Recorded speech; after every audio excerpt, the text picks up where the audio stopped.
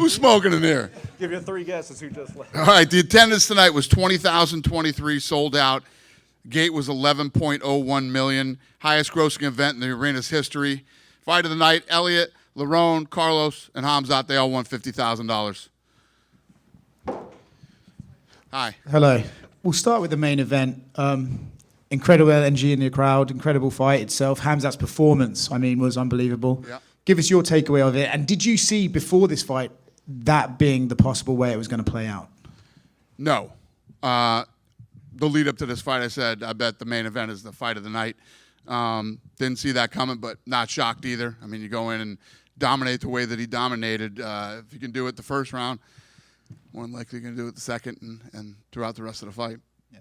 There was a time, and it was in the promos leading up to this fight, you said Hamzat was special, one of the most special guys you've ever seen. Do you think he's lived up to that yet, or does he still have a little ways to go because he's been a bit more inactive since he's... The night on when we were on Fight Island, he said, I want to fight next Saturday. Ever since then, the guy's been a rocket ship, and obviously is very popular too. People love him. Fighting back here in the United States, and obviously Chicago loved him too. Do you hope that he can maybe start getting back towards the levels of activity we saw at the beginning of his UFC career? He's the champ now, so. Okay. And what did you think of DDP's performance, right? Obviously, he was outmatched in the wrestling, never gave up, though. Even in the last round, he started landing his own shots. What did you make of DDP and his toughness to survive 5 rounds? Yeah, I mean, first of all, I had every round at 10-8, maybe except for the last round. But to be in the position that he was in and the crucifix and just getting dominated on the ground and punched in the face and elbowed, and it's a very frustrating place to be in. I thought he handled it well and came out every round, trying to get in the fight and try to win. Yeah. Impressive. On the crucifix, it's a weird one, right? They're landing strikes. He's landing like 200 punches around, but they're not quite hard enough to end the fight. Are you glad the referee doesn't wave a fight off in that position? Listen, I don't know how hard they are, and I don't want to fucking know how hard they are. Nobody wants to be in a crucifix getting punched in the head like that. It's got to be the most frustrating, suck the heart and soul right out of you type thing to happen. And just getting dominated on the ground the way that he did is no fun for anybody. I wouldn't say that, he's getting pitted-patted striked. I mean, his face was pretty busted up. The knees that he was taking to the body and to the legs and the hips, and it's going to be a long ride home to South Africa. And then Lerone Murphy, I don't think anything is guaranteed in this sport in terms of getting title shots and stuff like that, but if there's a way you could get as close to guaranteed as possible, he must have done that tonight with that spinning elbow. Yeah, it's a weird thing to say with a guy who has a record like he has and sits where he sits in the division, to say that tonight was sort of a coming out party for him, but it definitely was. Alex Volkanovski has said he would like to fight him in December. It's not often you see a champion calling out the challenger. Could be interested. I love it. And then as far as Carlos Pratz, another spinning back elbow finish, crazy stuff. Wants to fight in Rio. You gave him that fight against who, we're not sure. But MVP was here earlier and said he would step in and fight in Brazil. Yeah. We'll see when we get back. And,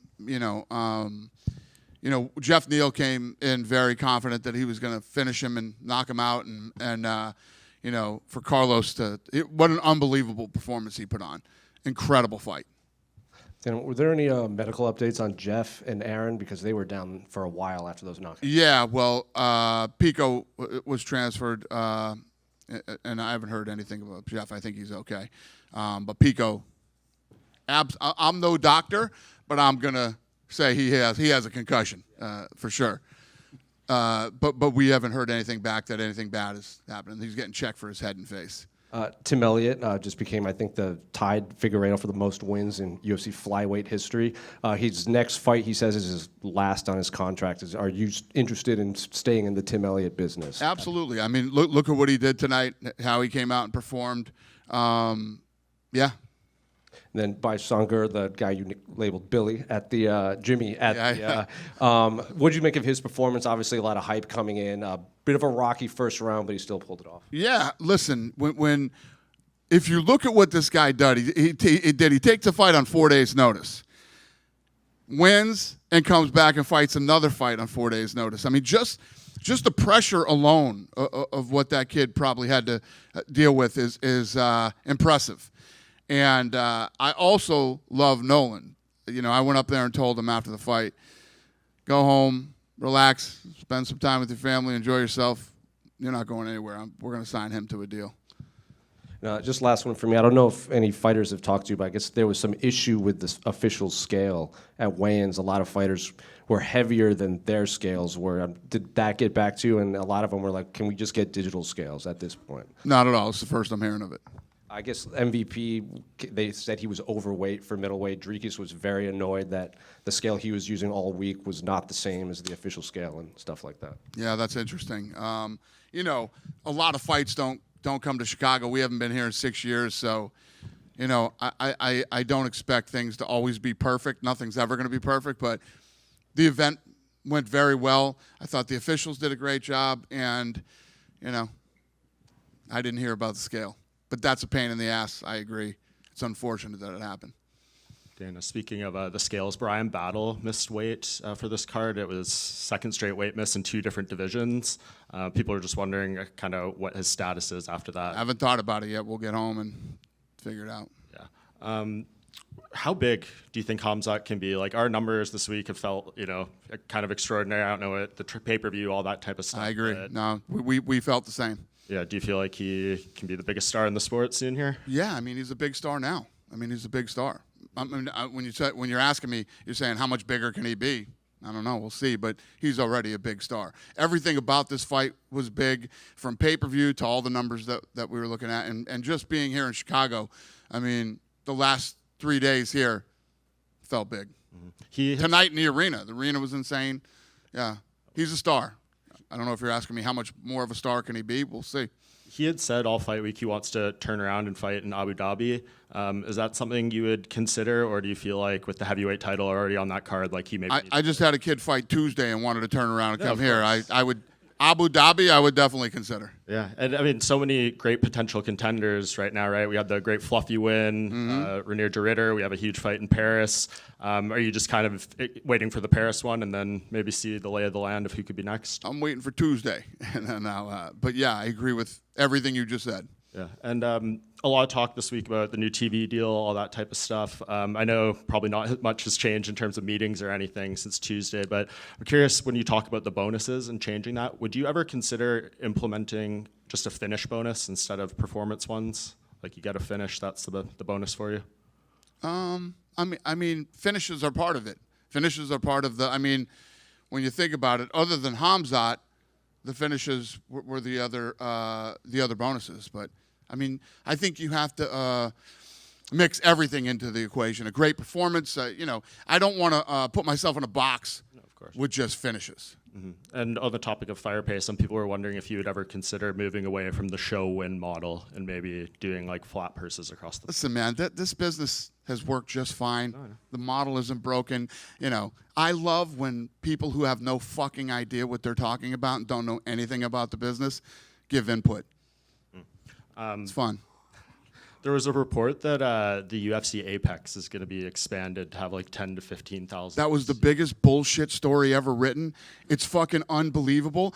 They quoted people that literally said nothing to them, never spoke to them or anything. That entire story was a fucking absolute bullshit lie.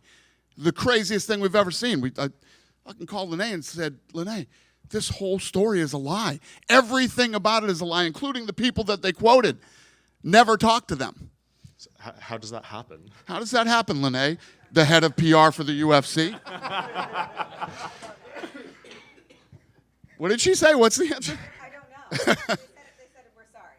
Okay. They said we're sorry, and they did do a retraction and change it. Okay, so you're satisfied with the recent construction to the Apex? That's how it's going to be. Yes, I mean, to think that if you look at the construction that's going on at the Apex, to even think that it's going to be a 10,000 seat arena, anyway. Yeah, it's fucking unbelievable. Complete lie. Everything about that story was a lie. Yeah, I got a question about bonuses. So today it seemed like there was kind of a new thing where there were like instantaneous, the fighters were notified in the... That's not a new thing. I mean, did you see the fights? No, I mean, they definitely deserved it, but It was the last 3 fights. So, I mean, I was looking at the fights from earlier. They were good, and there was some impressive stuff. those two fights were like, yeah, holy shit. Yeah, yeah. And I knew nothing before it had beat it. And anything after, if anything else was crazier than those, I'd have paid the money. I'd have just said, all right. Yeah, I was just wondering if that was kind of going to be a new thing moving forward where you, like, fighters. When shit like that happens again, yes, that will be a new thing that will happen moving forward. I mean, if those fights were the second fight on the entire night, I would have said the same thing. Okay, gotcha. Somebody would have had to been decapitated for you know what I mean? I don't know what would have been bigger than what happened in those fights. Okay, I got a question about, we were talking about some people in the main card, but one of the performances that kind of stood out to me was the Gerald Meerschaert performance. I know he's later in the career, he's, in terms of submissions up there in records for the weight class, but I'm wondering, when you saw that performance, do you see performances from veterans like that and wonder, like, okay, is there conversations that you have with vets at that point, or is it you just kind of leave it up to them as to how, if they're going to continue or what have you? So what are you saying? You're saying that Gerald should be done. He should no longer fight in the UFC. I don't want to give Gerald advice, but something looked off today. Oh, it happens. I mean, guys fight, and sometimes things are off. Sometimes you have a bad night. Yeah. Okay. I don't know. Myself, I didn't look at that fight and go, holy shit, he's got to go. Okay. Yeah. Okay, last question. Is the UFC's video game license going to stay with Electronic Arts? And if so, when can we expect EA UFC 6? I have no idea. That is. There literally couldn't be a thing furthest from my mind and thoughts right now than that. But we love EA Sports. We have great relationships there. It's been a great partnership. I don't know the answer to that question. All right. Appreciate it. Thank you. Dana, a really fun night here in Chicago. Just looking forward, I know there's been so much speculation about the White House card. I've seen a lot, obviously, of what you said recently to Jim Rome. Just wondered, at this point, is there anything in the next few months or several months that Jon could do where you could say, okay, I actually trust him to put him on that card? Let me ask you, what do you think Jon would do in the next couple of months that would make me trust putting him on the White House card? Well, I would not trust him, but I would like to see him fight Aspinall on that card down the road. So I already said that I don't trust him, and you're asking me what could he do for me to trust him in the next 3 months. You don't trust him. Well, yes, but you talk to him. I don't. Yeah. No, I don't talk to him either. I haven't talked to him at all. Well, there's a greater chance you'll talk to him than I'll talk to him. Yeah. I would not bet on, if I had to make odds, it's 1,000,000,000 to 1 that I put Jon Jones on the White House card. All right, I think that ends the questions on it. Yeah.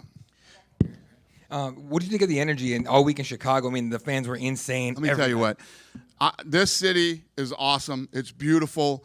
The food is off the charts, and to be back here after 6 years, the arena was really, really good to us, and the fans here were amazing. It was an incredible week, and I'm glad we chose to come here with this fight. Speaking of food, you already said earlier on, you told Gary Breck on video, you're just like, hey, sorry. Yeah, no, I've had Lou Malnati's twice since I've been here. I ate at Portillo's. We ate at Gibson's last night. It was amazing. And I told my assistant, find the best sandwich shop in town, and I want sandwiches on the way home. So, yeah, incredible. And the desserts over at Gibson's. If you've never eaten at Gibson's Steakhouse, the steak, everything, it's phenomenal. The desserts are some of the best desserts you'll ever have. They're massive. Yeah. There you go. If you're a fat boy like me, get over to Gibson's. And if you don't like anything on the menu, eat the dessert. There you go. Last one for me. Just a question for about Joseph Morales. How do you look at his story? Leaving the UFC in 2019, going to Cage Warriors, going around, earning a spot on The Ultimate Fighter, and then winning the entire thing to come back and earn a spot back. Yeah. Oh, yeah. I didn't know where you were going with that at first.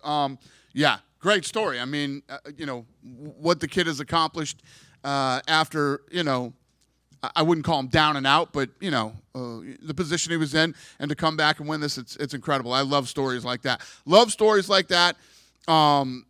And I love, for these two kids to come off the Contender Series. He comes off the Contender Series, and then Nolan takes the fight on 4 days' notice. They come in and put on a fight like that. I put him on the main event on ESPN, and they come in and deliver like they did. I love that shit. This is what it's all about. That's why I told Nolan, go home, enjoy yourself. I respect you for stepping up, and you're not going anywhere. And that kid's a dog. I mean, he fought like a dog. Former Marine, another great story. I love it. So we're going to take care of him. We'll see him fighting again in the UFC. Right here in the middle. Go ahead. Sock set.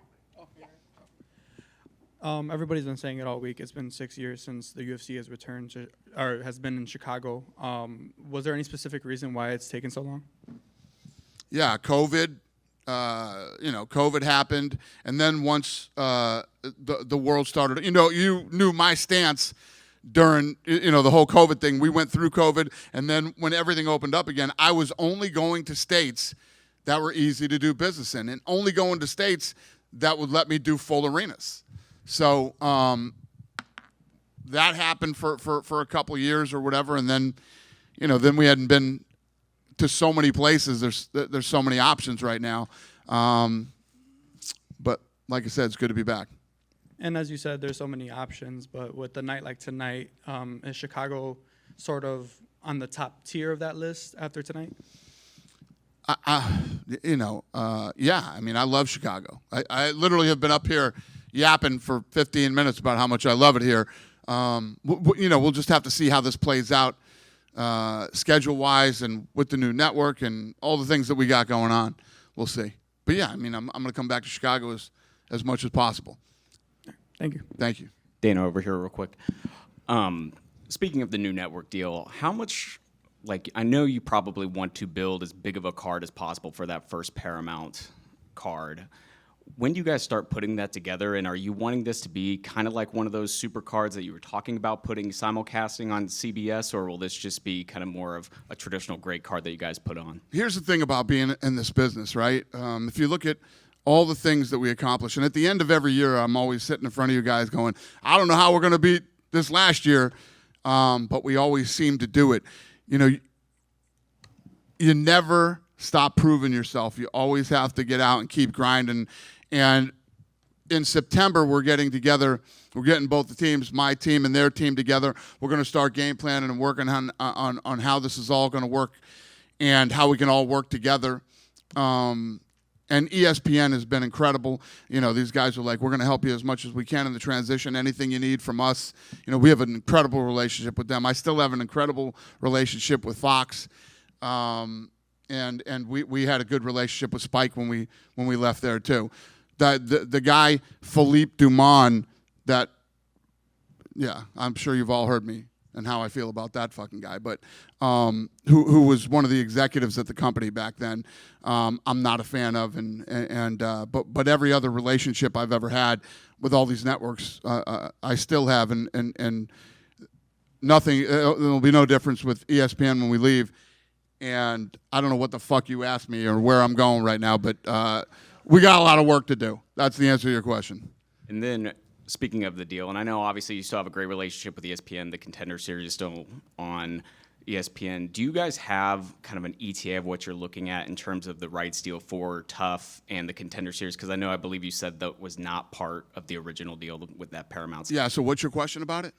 Do you guys have kind of a rough timeline of when you're wanting to get a rights deal for those two entities? We haven't even got the teams together to talk yet, and there's still a lot of work to do. Right.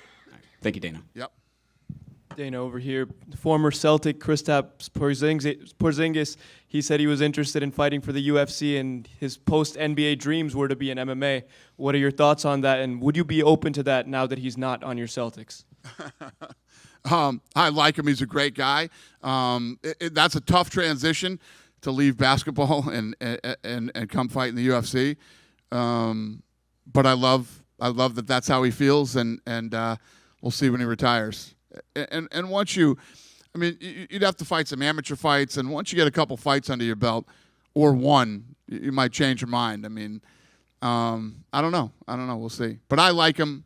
I'm not gonna, say I wouldn't do anything with the guy or anything like that. Consider him a friend. So, congrats on a great night. Thanks, brother. Appreciate it. You guys done with me? Yeah. Have a great night. Thanks, guys, and thank you, Chicago.